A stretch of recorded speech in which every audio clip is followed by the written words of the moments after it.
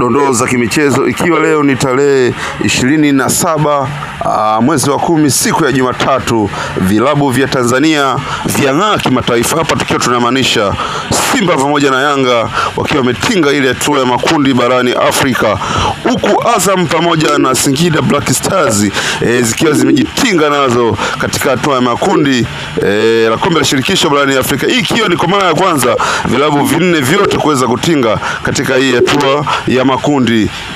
Lakini tukiangazia pale katika ligi ya Uingereza, kigogo Liverpool ameendelea kupoteza mchezo, huku Chelsea Stamford Bridge pale akiwa amepoteza tena mchezo kwa mara nyingine tena, huku Manchester United akitamba kibabe kabisa baada ya kupata ushindi wa mabao 4-2 dhidi ya Brighton and Hove Albion. Lakini tukielekea pale katika nchi ya Hispania, hapa tunaongelea La Liga, El Clasico, Hispania derby hapo, ambayo Madrid ameweza kutegua kile kitendawili baada ya kupata ushindi mbele ya Barcelona, baada ya Barcelona kung'aa katika michezo kaza hapo nyuma. Lakini hapo siku ya tarehe 26 Madrid iliweza kuondoka kifua mbele baada ya kumpiga Barcelona 2-1.